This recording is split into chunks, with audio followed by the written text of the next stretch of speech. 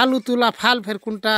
এই যে এটা হচ্ছে আলু তোলা ফাল, মানে আলু তুলা কিংবা আলুতে মাটি দেওয়া। এই যে পাংখা দেখছো, এই পাংখাতে দু সাইডে আলুতে মাটি দিয়ে চলে যাবে, যে লেবার খরচটা হতো সেটা আর কি বেঁচে যাবে। আর একটা জিনিস আমি দেখাই, এই যে হালটা এইরকম হয় কিংবা এইরকম হয়, তার কন্ট্রোলার আমি বানিয়েছি একটা, তার একটা কন্ট্রোলার বানিয়েছি। এ হচ্ছে তার কন্ট্রোলার, যেটা এখন অবধি নেই। আর আমরা দেখেছি যে আমরা চেক করেও দেখেছি যে খুব কাজের জিনিস। না হালটাকে এইভাবে নড়তে দেবে, না মানে ঢুকে যাবে, এটা সম্পূর্ণ কন্ট্রোল করা যাবে। এই কারণে এটা করা। এটা শুধু এটার জন্য না, আর একটা জিনিস হবে যে মাটি লেভেল করার জন্য যে মইটা দেয়, সেটাও কিন্তু সেটাও কন্ট্রোল করবে। এই কারণে এই কন্ট্রোলারটা খুব কম খরচের মধ্যে আমি তৈরি করেছি।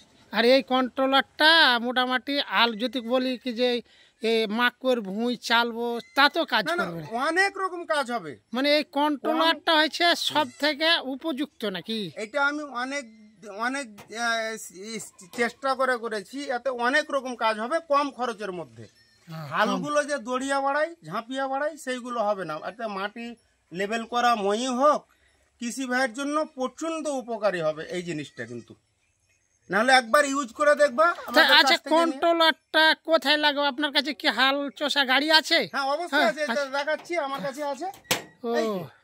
এই যে কন্ট্রোলারটা আমি স্যাম্পল চাষ করে দেখেছি কিংবা চেক করার পরেই কিন্তু আমি বলছি আপনাকে। এই যে কন্ট্রোলারের এইটা সেট করে আবার এইটা এইখানে লাগবে।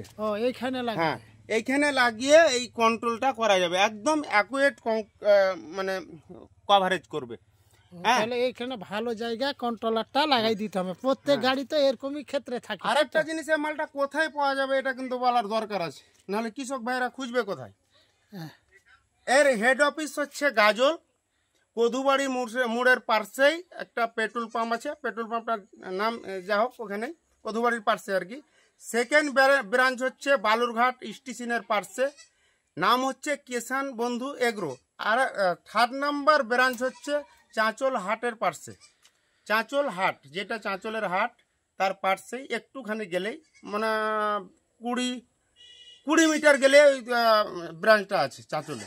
ওখানে গেলে এই মালগুলো সমস্ত, যেরকম এই যে চাক্কা, আশা করি এত সূক্ষ্ম চাক্কা আজ অবধি কেউ করেছে কিনা জানি না, আমি কিন্তু করেছি।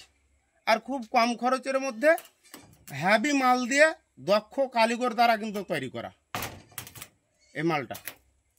এবং দেখে বুঝতে পারছো কোনো টাল ফাল হ্যান ত্যান কিছু আছে? এক কালার রং করেছি, এখনো ডবল কোট মারিনি, দেখার মতো চাক্কা। আর আমি টেস্ট করেও দেখেছি, হ্যাভি, মানে কি বলবো, এত সুন্দর চাষ হচ্ছে না। এটা স্লিপ করবে না কিছু,